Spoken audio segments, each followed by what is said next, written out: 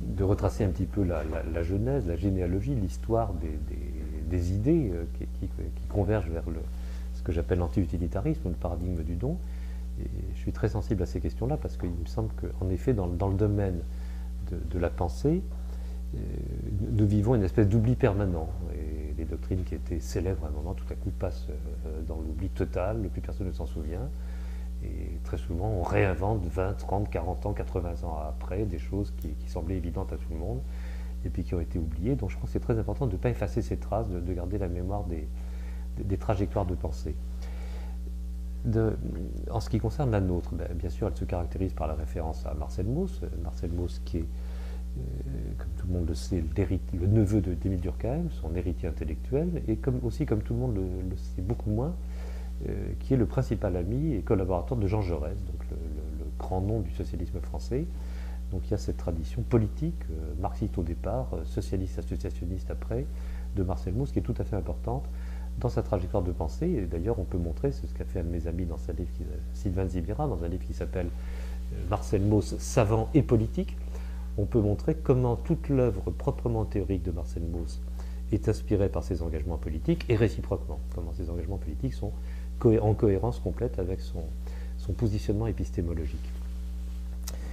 Ce qui est important à signaler, c'est que, d'une certaine manière, toute la pensée française importante d'après-guerre, notamment celle qui va converger dans ce qu'on appelle la French Theory, tous les grands noms, tous les auteurs importants, Lévi-Strauss, Lacan, et puis en partie Foucault, mais de manière beaucoup plus indirecte, Bourdieu, à sa manière, tous ces grands noms se situent en fait dans le sillage de Marcel Mauss.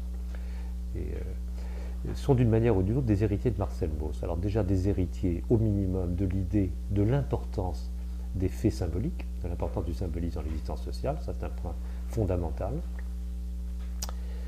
Et puis héritier également de tout un ensemble de questionnements durkheimo-maussiens, en partie oubliés. Si on allait à l'essentiel, au fond il y a deux grands héritages en France de Marcel Mauss, qui sont à mon avis tous les deux en partie fautifs. Il y a un héritage scientiste à travers Claude Lévi-Strauss, celui qui réifie en quelque sorte la relation de don contre don pour la réduire à la dimension de l'échange, l'échange dont on pourrait l'échange des femmes, qu'on peut mathématiser pour avoir une théorie générale des systèmes de parenté.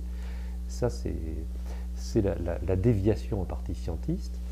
Et puis, il y a une déviation romantique, littéraire, transgressive, je dirais réactionnaire révolutionnariste avec Georges Bataille.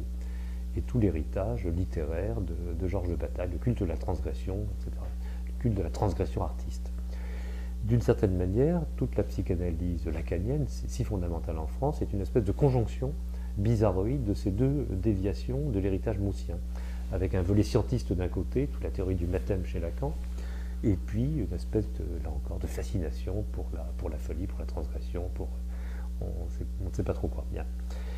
Nous essayons de retrouver la véritable position de Marcel Mauss en amont de ces déviations. Alors, dans ma trajectoire personnelle, comment est-ce que j'y ai accédé?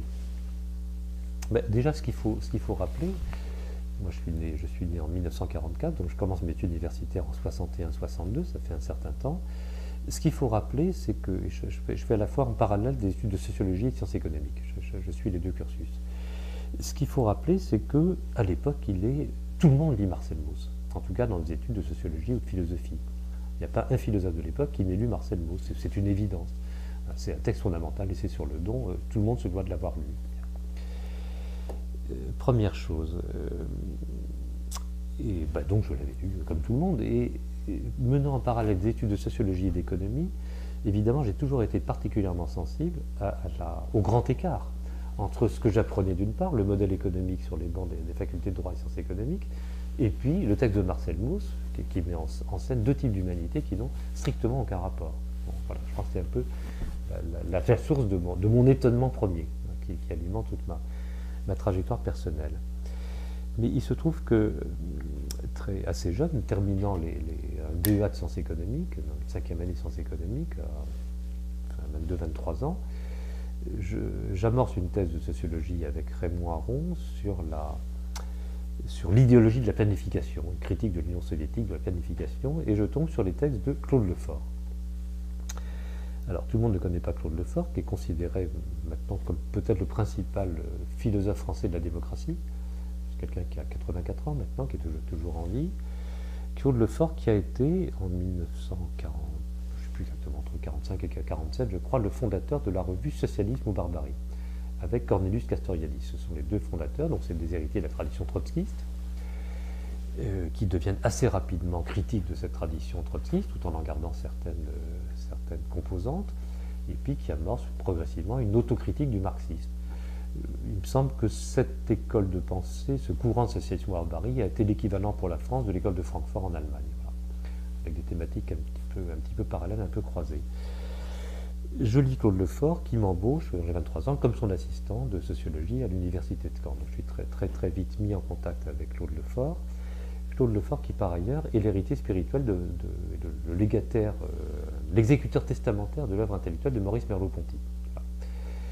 Et qui donc se situe lui aussi au carrefour de cette tradition de pensée où il y a en amont Marcel Gauss, Max Weber, qu'on lit à l'époque, et puis Maurice Merleau-Ponty que j'ai peu lu à l'époque, et puis Lacan, et puis tout ça, ça va ensemble. Voilà. Donc c'est ça le point sur lequel je veux insister, c'est que quand moi je fais de la sociologie, quand je commence à l'enseigner dans les années 67, 68, etc., et surtout dans le sillage de Claude Lefort, la sociologie est une sociologie générale, c'est la science sociale générale.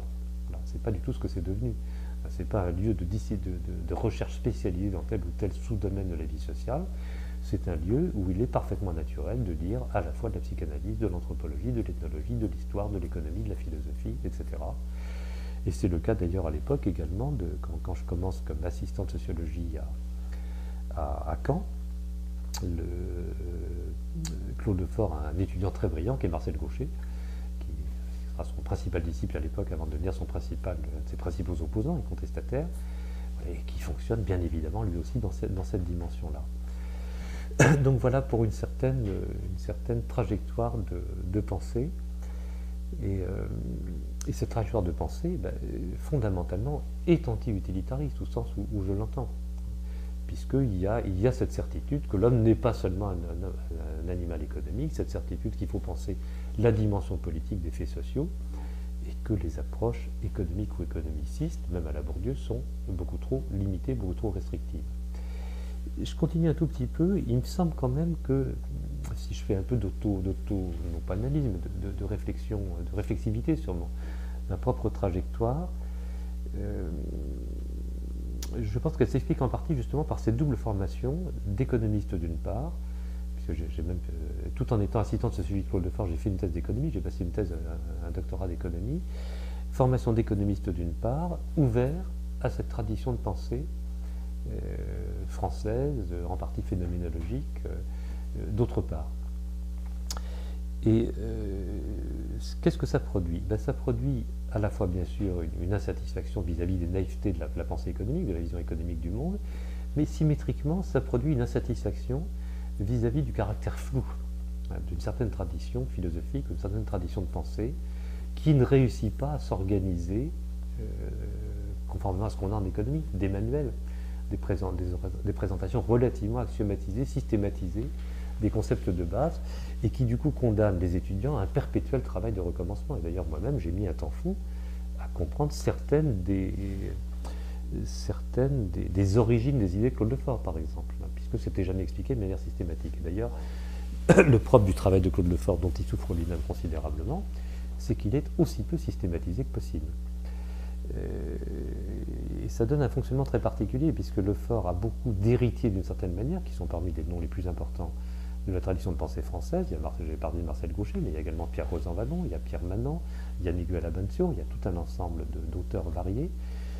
Et même à sa manière, Jacques Rancière, dans un beaucoup plus marxiste radical, sont des héritiers intellectuels de Lefort, mais il n'a pas, d'une certaine manière, il n'a pas, comme il le disait lui-même, il n'a pas de disciple.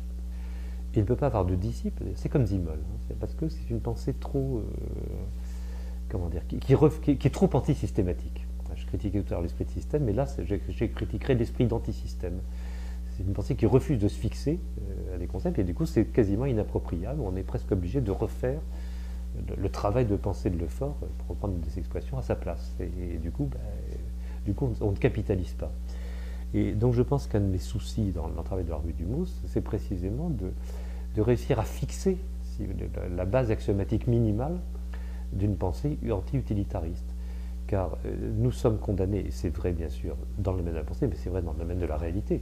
On n'a pas parlé de la réalité, parce que la réalité mondiale, c'est le triomphe généralisé de l'économiste.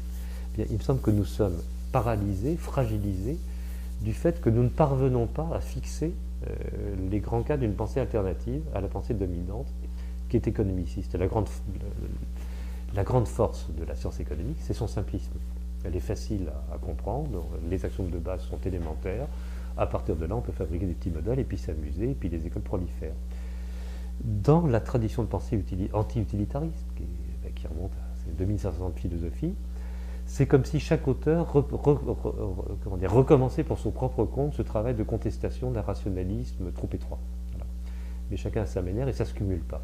Donc la question c'est la suivante, est-ce qu'on peut fixer le plus petit commun dénominateur en quelque sorte aux différentes pensées anti-utilitaristes?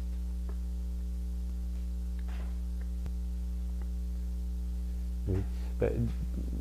Donc vous aimeriez que j'essaie d'approfondir un petit peu et d'essayer d'expliquer comment sur le fond de cet héritage intellectuel un peu commun, qui est aussi l'héritage intellectuel d'une époque pour certains intellectuels, comment ça précipite en quelque sorte, pour donner plus spécifiquement le mot.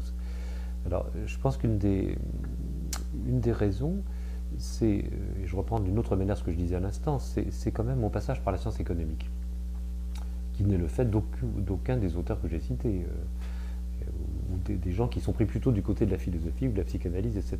Donc ça donne déjà un regard assez particulier. Il y a un autre auteur qui joue un rôle important, qui d'ailleurs explique ma présence à Montréal ces jours-ci, c'est Karl Polanyi.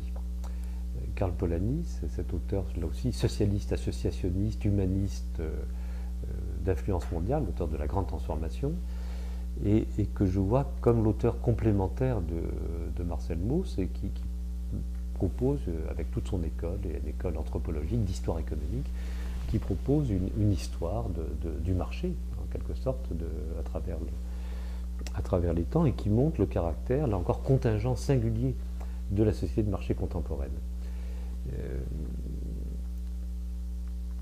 Si on résume en deux mots, donc, contrairement à ce que pensent faire des économistes historiens, le marché n'a pas toujours existé, il n'existe que depuis relativement peu de temps, ce n'est pas une réalité spontanée, naturelle, comme le dirait Hayek, c'est une réalité instituée, d'une certaine manière bizarrement instituée par l'État. Par l'État naissant, il y a une naissance conjointe de l'État moderne et du marché moderne. Voilà. Donc tout un ensemble de considérations, avec encore des implications à la fois théoriques et politiques, et ça une des premières tâches de la revue du Mousse en France, ça a été de faire connaître Karl Polanyi, qui n'était pas du tout connu, et de traduire certains des premiers textes avant qu'ils soient traduits en France. Donc il y a eu ça qui a joué, ça a été un infléchissement de cette tradition héritée de Marcel Mauss, via en partie Claude Lefort, Maurice Merleau-Ponty, etc., en direction des problèmes économiques, qui n'étaient pas traités par cette tradition de pensée. Et puis après, une fois la trajectoire prise, on a en quelque sorte été guidé par le signifiant, par les hasards du signifiant. Nous sommes appelés mouvement anti-utilitariste en sciences sociales, et petit à petit, comme je le disais tout à l'heure, on ne sait pas très bien pourquoi, c'est venu comme ça, mais petit à petit, puisque nous étions anti-utilitaristes, il a fallu nous demander ce que ça voulait dire. Et donc travailler sur l'histoire même de l'utilitarisme. Je le disais tout à l'heure, chez Durkheim et Mauss, déjà, ce concept d'utilitarisme est traité de manière en fait assez sommaire, et c'est identifié aux théories du contrat social, et puis à Herbert Spencer. En fait, en prenant les choses un petit peu au sérieux, il faut remonter en amont aux théories de Jeremy Bentham, début du XIXe siècle. Mais notre idée, mon idée en tout cas au départ, c'est que, sous l'influence de Marx et de Foucault, totalement dominant dans les années 80-90, l'idée dominante, c'est que l'utilitarisme, c'est l'épistémé ou l'idée moderne, ou l'idéologie de la bourgeoisie, comme dirait Marx, qui résume la modernité par liberté, égalité, Bentham. Voilà, c'est comme ça que Marx voit la société bourgeoise de son temps. Donc c'est ce qu'on croit à un certain moment, et puis petit à petit, pour ma part, j'essaie de me lancer, moi qui ne suis pas philosophe de formation, j'essaie de travailler un peu quand même sur l'histoire de la philosophie, pour chercher les antécédents de ces doctrines utilitaristes de Bentham, voir d'où ça vient, comment ça s'est constitué. Alors ce travail-là a été fait, je le signale au passage, très en détail, encore par Christian Laval, dans un livre récent qui s'appelle L'homme économique, qui a un grand succès dans la collection des essais chez Gallimard, qui donne des éléments de genèse de cette figure de l'homo economicus, de genèse philosophique de cette figure de l'homo economicus. Mais je trouve que Bentham, Laval s'arrête trop tôt. Il fait remonter ça au XVIe, XVIIe siècle avec les moralistes français. Moi, j'avais voulu reprendre les choses au départ et commencer à lire un peu les auteurs grecs à partir de l'hypothèse que l'utilitarisme, c'est ce qu'on trouvait déjà chez les sophistes. Et je commence à lire un peu sérieusement, et pour m'apercevoir que ce n'est pas du tout ça. Et là, j'étais très surpris qu'en fait, les premières grandes doctrines utilitaristes, ce n'est pas les sophistes, c'est Platon. C'est Socrate et c'est Platon. Alors voilà, donc ça ouvre tout un champ de réflexion. Et puis on découvre également des textes utilitaristes hallucinants dans la pensée chinoise dès le 7e siècle avant Jésus-Christ. Il y a déjà des choses totalement constituées. Donc ça complique singulièrement cette vision, je dirais, marxo-foucaldienne un peu naïve de nos débuts. Et il faut commencer à raffiner un petit peu les choses et donc faire un travail de remonter des sources beaucoup plus complexes. Ce que j'ai fait grâce à l'aide d'amis philosophes dans une histoire de la philosophie qu'on a publiée en commun, qui s'appelle « Histoire raisonnée de la philosophie morale et politique », sous-titre « Le bonheur et l'utile ». Donc on l'a coordonné à trois avec Christian Lazzeri et Michel Sonnellard, qui est éditeur de Foucault d'ailleurs, qui sont des vrais historiens de la philosophie. Et dans ce livre-là, on a réuni une trentaine de spécialistes des grands auteurs de la tradition philosophique en leur demandant de suivre le même fil directeur, d'analyser justement la dialectique des propositions de type utilitariste et des propositions de type anti-utilitariste chez les grands noms de la tradition philosophique. Voilà, donc tout ça, ça élargit évidemment bien sûr le champ du questionnement. Oui, donc vous me demandez s'il y a des œuvres d'art ou des types de cinéma ou des formes littéraires, des romans qui m'auraient plus particulièrement, qui nous auraient plus particulièrement influencés. Rien ne me vient spécialement à l'esprit comme ça de prime abord, mais ce qui est quand même, je crois, important, il se trouve que pour ma part, je ne dirais pas que j'ai une bonne culture littéraire, mais enfin en tout cas dans ma famille on lisait la littérature, déjà parce qu'il n'y avait pas de télévision, donc c'était un autre monde. Et en plus mon père était quand même traducteur, il avait même été éditeur littéraire pendant 2-3 ans. Il avait le traducteur d'Autant n'emporte le vent, par exemple. Et donc il y avait alors j'ai déjà lu Autant n'emporte le vent. Bon, il était normal, il y avait des romans à la maison, c'était normal de lire de la littérature. J'y insiste un petit peu parce que je crois qu'il y a quand même un rapport assez étroit entre effectivement l'anti-utilitarisme et un certain goût pour l'écriture, une certaine forme d'écriture, un certain goût pour la littérature ou pour le cinéma. Et plus généralement, et c'est pour ça que je veux bien essayer de dire quelques mots sur la question que vous me posez là, il y a un refus, enfin moi j'ai un refus fondamental, un refus de séparer la culture sociologique, le travail sociologique, de la culture littéraire. Et pour le dire autrement, je crois que nous essayons de maintenir la tradition sociologique et le travail sociologique dans le cadre d'une pensée humaniste au sens général du terme. D'ailleurs là, moi je suis en train de préparer le prochain numéro de la Revue du Mot sur la crise de l'université. Je suis assez inquiet parce que je ne sais pas très bien comment le prendre, il y a tellement de problèmes. C'est tellement vertigineux comme question que je ne sais pas trop sur quoi mettre l'accent. Mais pour ce qui nous concerne et pour ce qu'on peut dire nous en tant qu'anti-utilitariste, je crois que le point fondamental, c'est la lutte pour sauvegarder ce qui peut être sauvegardé de la culture humaniste. Autrement dit, une capacité à pas seulement travailler sur sa spécialité ou sa sous-spécialité, mais la mettre en relation vivante avec d'autres traditions, y compris la tradition littéraire. Et d'ailleurs, pour entrer un peu plus dans le détail, puisqu'après tout ces entretiens s'adressent à des sociologues, il m'est arrivé par hasard de faire des cours de méthodologie des sciences sociales. J'ai même été embauché pendant 2 ans à l'Université de Lausanne comme professeur de méthode en sciences sociales, ce qui était méritoire parce que je suis assez nul là-dessus, puis ça m'intéresse très modérément, mais enfin, j'avais essayé de faire les choses un peu sérieusement. Et ma conclusion méthodologique, je la résume toujours comme ça aux étudiants, c'est qu'il y a 3 grandes règles de méthode en sociologie. La première, c'est d'écrire en français, la deuxième, c'est d'écrire en français, la troisième, c'est d'écrire en français. Voilà. Et je crois que c'est le point fondamental, éviter au maximum le jargon et faire des choses compréhensibles. Alors, toute profession est en train de se suicider par absence de maîtrise, justement, de l'écriture, et du coup, ça devient illisible par le commun des mortels.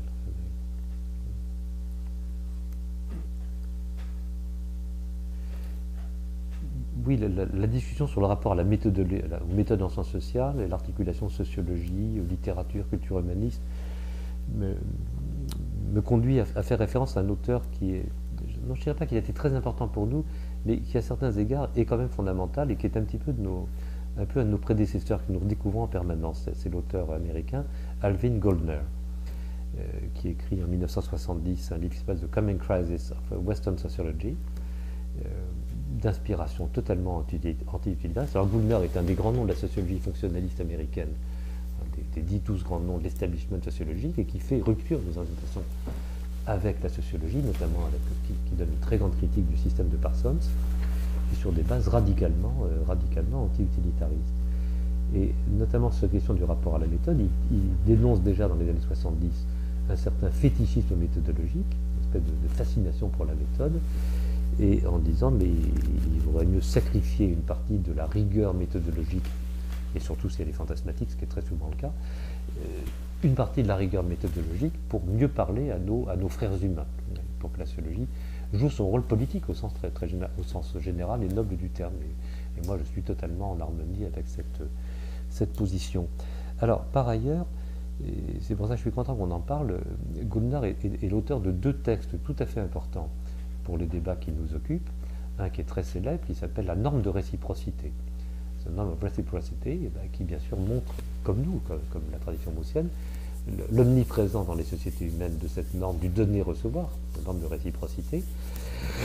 Et puis, il est également l'auteur d'un texte qui prolonge le premier, qui s'appelle, je crois que c'est The Norm, mais j'en suis pas sûr, of Benevolence, la norme de bienveillance, à partir de l'idée que la société, ça renvoie à certains des discussions qu'on a eu, des débats qu'on a eu tout à l'heure, la société ne peut pas reposer uniquement, bon, bien sûr, ni sur le contrat, ni sur le donnant-donnant, ni même sur la norme de réciprocité au sens de l'échange des dons contre dons, car si on ne donnait qu'à ceux dont on pense qu'ils peuvent nous donner en retour, à ce moment-là, il y a tout un ensemble de gens à qui on ne donnerait jamais, et dont on ne recevrait jamais lorsqu'on est en situation de besoin. Les enfants, a priori, ils ne vont pas rendre tout de suite. Donc il y a et puis les personnes malades, disabled, grabataires, hémiplégiques, les anormaux, etc.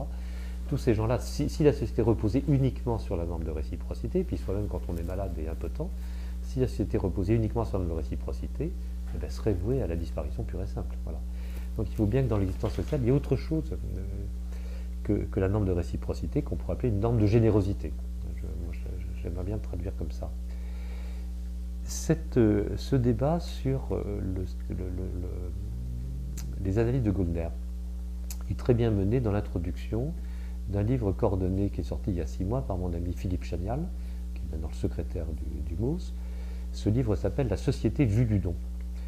Et la société vue du don rassemble une trentaine d'articles qui permettent justement de montrer comment le paradigme du don est opératoire pour analyser ce qui se passe dans la famille, ce qui se passe dans l'entreprise, ce qui se passe dans le domaine de l'art, de la science, etc. Donc le sous-titre, c'est Manuel de sociologie anti-utilitariste appliquée. Bon, il s'agit de montrer qu'on ne fait pas seulement une discussion spéculative, mais que ce paradigme du don, ça peut servir à éclairer la réalité de manière inédite. Mais l'introduction de Philippe Chagnal est tout à fait remarquable, et parce qu'il explique très bien notre position à la fois par rapport à Lévi-Strauss, par rapport à Bourdieu et par rapport à Goldner. Et comment, en nous appuyant sur Goldner, on est à la fois en révérence bien sûr de Lévi-Strauss et de Bourdieu, mais quand même dans une position très largement différente. Alors sur Bourdieu, on en a un petit peu parlé depuis le début, si vous voulez. Bien sûr, il y a quelque chose de très séduisant.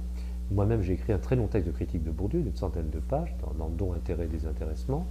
Et si j'écris 100 pages de critique de Bourdieu, c'est bien sûr parce que ça m'intéresse. Sans ça, je ne me serais pas fatigué à le faire.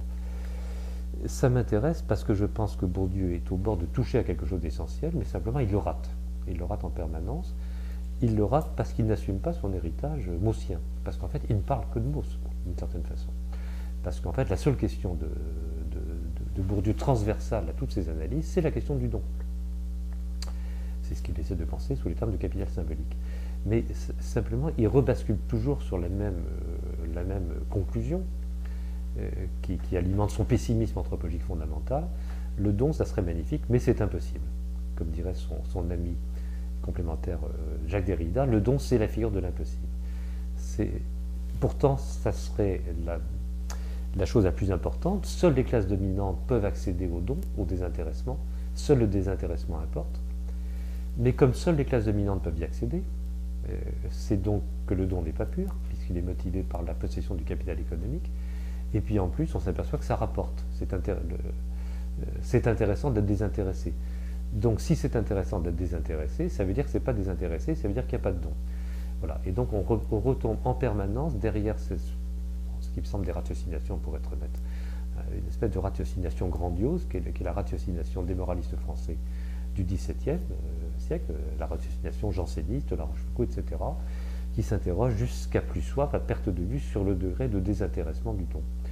Et je pense que ça nous enferme dans ce qui est en partie des fausses questions, ça nous enferme dans le modèle économique, et ça nous enferme dans une certaine impuissance politique. Voilà.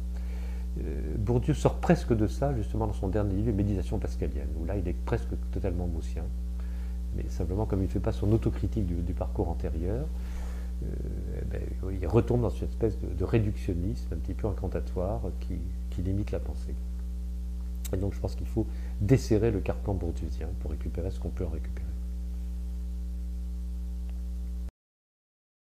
Donc vous me demandez de préciser un petit peu la relation du Mauss à la tradition de l'école de Francfort, d'une part, et puis un peu les positions politiques du Mauss d'une certaine manière. Donc ça fait là encore beaucoup de sujets. Et sur le rapport à l'école de Francfort, je disais tout à l'heure qu'effectivement il me semblait que le groupe Socialisme ou Barbarie, avec Claude Lefort, Cornelius Castoriadis, Jean-François Lyotard d'ailleurs, qui était également membre, avait un peu représenté l'équivalent français de l'école de Francfort, avait posé les mêmes questions, avec des évolutions à certains égards parallèles, d'une certaine manière, c'est-à-dire qu'on passe d'un moment très critique de la modernité, dans l'école de Francfort, avec Adorno, Horkheimer, très critique au départ avec le marxisme de Lefort et Castoriadis, à une certaine acceptation de la démocratie moderne, que l'on voit soit chez Habermas, bien sûr, et d'une manière différente chez Claude Lefort, et d'une certaine manière également chez Castoriadis, même si Castoriadis est resté beaucoup plus critique que Lefort de la modernité démocratique actuelle. Il y a cette évolution un petit peu parallèle. Et sur le rapport Habermas, vous me faisiez observer tout à l'heure dans une petite pause qu'il y a un rapport, et c'est tout à fait exact, entre ma dualité socialité primaire, socialité secondaire, et la dualité habermasienne entre monde de la vie, Lebenswelt, et puis le système. Oui, c'est grosso modo du même ordre. C'est du même ordre. Je préfère mes formulations. Parce que justement, ça permet d'introduire la question du don qui est totalement absente chez Habermas, et donc de donner de la substance à l'idée du monde de la vie. On n'est pas seulement dans un concept abstrait phénoménologique d'intersubjectivité, mais dans quelque chose de plus... Il y a plus de chair, pour parler comme Merleau-Ponty, c'est la chair des relations de dons entrecroisées et des conflits, d'ailleurs inhérents aux relations de dons. Donc il y a tout ça. Et cette question me permet d'aborder un autre point dont on n'a pas parlé du tout, c'est que nous sommes entrés en relation, je suis entré en relation avec le successeur actuel de l'école de Francfort, à savoir Axel Honneth. Axel Honneth, dont vous savez qu'il a réintroduit dans le débat philosophique ou sociologique mondial ces 10 dernières années la question de la reconnaissance, de la recherche de reconnaissance, la question hegelienne de la lutte pour la reconnaissance. Alors il l'a fait d'une manière très différente de celle qui dominait en France dans le sillage de Kojève, d'Alexandre Kojève après la Deuxième Guerre mondiale, ou chez Lacan par exemple, avec une version plus, je dirais, plus douce, plus affaiblie, euphémisée en quelque sorte, de la lutte pour la reconnaissance. Alors on travaille sur ce point-là dans le cadre du laboratoire que je co-dirige avec mon ami le philosophe Christian Lazzeri à l'Université Paris X Nanterre. Ce laboratoire s'appelle le Sophiapol, laboratoire de sociologie, philosophie, anthropologie politique, et son thème son programme de recherche, c'est justement la question de la lutte pour la reconnaissance. On a organisé pas mal de rencontres, de colloques là-dessus. J'ai coordonné il y a un an un livre qui s'appelle La quête de reconnaissance, nouveau phénomène social total, qui rassemble les contributions d'une petite vingtaine de sociologues connus sur cette question de la lutte pour la reconnaissance. Essayons de toucher au fond de la question, qui va nous permettre de rentrer sur les enjeux politiques justement. On voit bien que depuis 20 ou 30 ans, l'essentiel des conflits politiques ne porte plus sur des questions de redistribution, pour le dire dans le langage de la sociologue Nancy Fraser. Bien sûr, il y a toujours des questions de redistribution, d'inégalité, mais les luttes les plus actives sont des luttes de reconnaissance, des luttes d'identité collective, de reconnaissance des minorités ethniques, culturelles, religieuses, sexuelles, etc. C'est ça qui fait la partie la plus active du conflit social. Donc il faut et ça nous renvoie au rapport à Bourdieu d'une certaine façon, et à toute une tradition de pensée. On voit bien que le cœur du conflit social n'est pas tant la question utilitariste de savoir comment obtenir plus de ressources matérielles, mais c'est d'abord la question fondamentale, anti-utilitariste, de savoir comment être reconnu. Et là encore, on peut lier assez étroitement, c'est en tout cas ce qu'on essaie de faire, cette question des luttes de reconnaissance avec la question du don, puisque au fond, quand on lit l'essai sur le don de Marcel Mauss, on voit bien qu'il n'est question que de reconnaissance. Tous les affrontements dans le potlage, dans la coula, c'est l'affrontement, c'est la lutte de richesse, la lutte de destruction de richesse, pour prendre même la traduction d'ailleurs littérale du mot potlage, pour montrer qu'on est plus fort que l'autre et qu'on doit être reconnu par l'autre comme étant plus généreux que lui. Voilà. Donc c'est le prototype en quelque sorte de la lutte de reconnaissance, ou la lutte pour la reconnaissance, et qui me permet d'arriver aux formulations suivantes, pour donner juste un titre très, très général à un programme de recherche. Mon idée, c'est que qu'est-ce que l'on cherche lorsqu'on veut être reconnu? Parce que c'est bien gentil de dire qu'on veut être reconnu, mais reconnu comme quoi? Bien, il me semble qu'on va être reconnu comme étant généreux. On peut voir reconnaître une certaine participation à l'univers du don. On veut être reconnu comme ayant donné quelque chose, à tous les sens du mot donner, soit ayant été généreux, ou en fait, comme ayant fait quelque chose de sa vie. On veut que sa vie ait donné quelque chose. Voilà. Et voilà comment on peut se rattacher à cette tradition francfortienne. Alors après, sur la question plus proprement politique, comment situer par rapport à la démocratie contemporaine? Donc là, il y a beaucoup évidemment de choses à dire. Je crois que pour nous, l'enjeu essentiel, c'est le suivant. Il me semble qu'on peut montrer que la démocratie des modernes, pour le dire dans le langage de Benjamin Constant, s'est structurée sur la base de l'utilitarisme, très fondamentalement. Donc on a des fondements utilitaristes de la démocratie moderne. Ça nous renvoie aux luttes de redistribution dont on parlait tout à l'heure. Il me semble que ces fondements sont insuffisants, qui touchent à leur fin d'une certaine manière, une certaine autodestruction, d'ailleurs autodestruction qu'on voit de manière massive avec la crise mondiale qui s'amorce très très fortement. Donc ces fondements utilitaristes de la démocratie ne sont pas suffisants. Première idée très générale, je ne développe pas, il y aurait beaucoup de choses à dire. Mais là encore, je mets simplement une étiquette, un titre sur une série de problèmes. Mais pour entrer maintenant un peu plus dans le détail de certaines initiatives pratiques, des politiques pratiques concrètes que nous avons prises, notamment en 1995, où la période où le chômage commençait à s'incruster en France, à devenir véritablement structurel, où il nous semblait qu'il n'y aurait pas de solution à la crise du chômage. Je crois que le problème va devenir de plus en plus actuel malheureusement.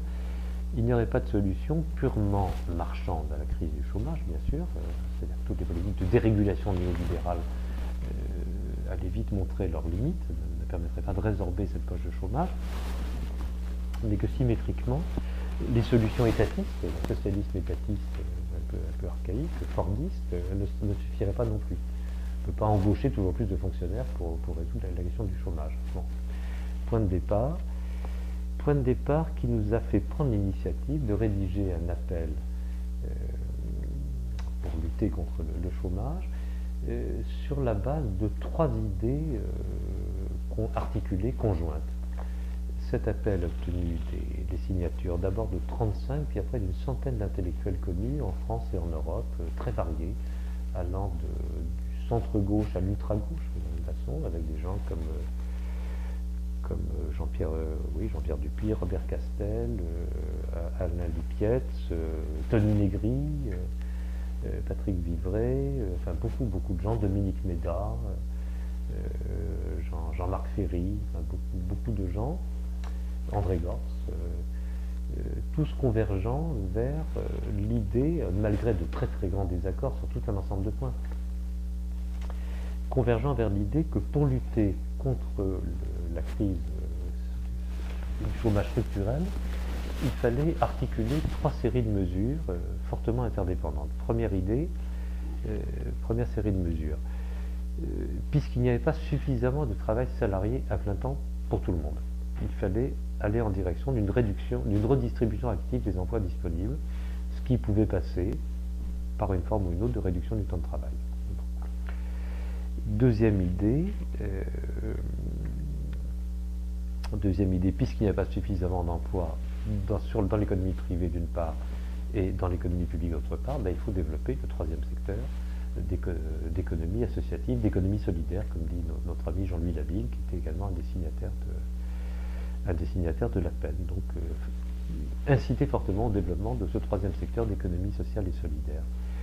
Et troisième mesure qui était la plus problématique, la plus conflictuelle, le rapport à la question du revenu minimum. Alors il se trouve que le MOS avait pris l'initiative de lancer le premier en France, le débat, le combat en faveur de l'instauration d'un revenu minimum inconditionnel. Et bon, ce qui avait déjà suscité pas mal de discussions, et là-dessus, on avait de fortes oppositions entre, d'une part, ceux qui étaient les fervents partisans de ce revenu minimum inconditionnel, par exemple Jean-Marc Ferry ou Yolande Bresson, et puis d'autres qui étaient violemment opposés. Le MOS, pour sa part, il y a une position relativement modérée, c'est-à-dire que en fait, notre position, c'est pas tellement la création d'une allocation universelle, comme le disait le philosophe Philippe Paris, qui était le premier à relancer le débat en Europe, qu'on a décidé en France juste après. Notre idée, c'est pas la création d'une allocation universelle, autrement dit, de l'octroi d'une même somme inconditionnellement à toute personne, riche ou pauvre, jeune ou vieille. Non, nous avions une version de... Notre idée, c'est qu'il faut donner inconditionnellement un revenu minimum, mais qui n'est pas nécessairement un revenu minimum inconditionnel, qui n'est pas nécessairement une allocation universelle. Il faut moduler en fonction de la situation des uns et des autres et des niveaux de ressources. Enfin, donc là-dessus, il y avait quand même de très grosses tensions parmi les signataires possibles de l'appel, qui se sont résolues en faveur de la formulation suivante. Il faut aller, puisque à l'époque le revenu minimum existait en France, le RMI, revenu minimum d'insertion, mais ce revenu minimum restait frappé de fléaux, de tares bureaucratiques, puisqu'il instaurait une espèce de contrôle, de tutelle administrative des bénéficiaires du RMI, et d'autre part, il était atteint d'un défaut majeur, c'est qu'il interdisait en fait la reprise d'emploi, sauf à le perdre. Puisque tout chômeur retrouvant un emploi partiel perdait le RMI, qui était une prestation compensatoire. Et donc il nous semblait qu'il fallait aller en direction d'une cumulativité possible, moyennant certains taux d'imposition marginaux, du RMI et puis de revenus complémentaires. Et donc tout le monde s'est retrouvé d'accord sur l'idée qu'il fallait instaurer un revenu minimum non révocable, un RMI non révocable et cumulable. Et là-dessus, on a eu, je vous le disais, une centaine de signatures en 2 temps en France. Et puis, on a commencé à créer un début de réseau européen avec des intellectuels connus, comme Klaus Hofer en Allemagne, ou des gens assez variés en Italie, en Angleterre. Ça commençait à prendre tournure quand la gauche est arrivée au pouvoir, presque par hasard, s'y attendant pas du tout, a repris une partie de ces initiatives-là, en les dénaturant, me semble-t-il, complètement, mais ça c'est encore une discussion à approfondir. Et puis du coup, le groupe s'est défait, puisque la gauche était au pouvoir, les problèmes semblaient se régler, et en plus la croissance est revenue un petit peu, passagèrement, et tout le monde se disait que le chômage allait disparaître avec le retour de la croissance d'une part, et avec l'inversion de la pyramide démographique de l'autre. On voit bien qu'il n'en est rien, qu'il n'en sera rien dans les années à venir, donc je pense que ces débats vont devenir à nouveau de plus en plus actifs. Et j'en résume le cœur, qui fait référence justement à Karl Polanyi. Je crois que la position politique qu'on essaye d'incarner, dans le sillage d'ailleurs de Polanyi, mais aussi de Mauss, c'est d'une certaine façon de Jaurès, c'est l'idée que il faut dépasser le débat politique traditionnel qui oppose libéraux et socialistes, pour mettre les étiquettes les plus générales. Autrement dit, libéraux, ceux qui mettent tout leur espoir dans la généralisation du marché, l'ensemble des champs d'action sociale, et puis socialistes, ceux qui pensent qu'au contraire c'est l'État qui va régler tous les problèmes de la société. Ces deux positions oublient un troisième acteur encore plus fondamental que l'État et le marché, qui est la société elle-même. Et donc ce qu'on essaie de développer comme philosophie politique ou comme position politique, c'est une pensée du politique du point de vue de la société elle-même, perçue comme plus englobante, plus interstitielle, plus générale que l'État et le marché. Et d'ailleurs, les initiatives récentes que nous prenons, et je m'arrêterai là-dessus, vont dans ce sens. On essaie de créer en France un institut de recherche, un think tank qui s'appelle Institut Polanyi, et dans lequel on essaie de mettre ensemble un ensemble de mutualistes, de personnalités du monde associatif d'une part, et d'intellectuels connus, à partir de l'idée qu'on ne peut pas attendre un renouveau de la pensée politique des partis politiques actuels, qui sont totalement enfermés dans leur jeu habituel, ni de l'université de laquelle fonctionnent, qui est totalement parcellisée, standardisée, fragmentée en sous-disciplines qui ne pensent plus la réalité, et que donc il faut rassembler des gens qui ont encore un vague souvenir de ce qu'était l'idéal associationniste démocratique issu du XIXe siècle, et ceux qui ont encore un vague souvenir de ce qu'était un idéal de pensée de tradition humaniste.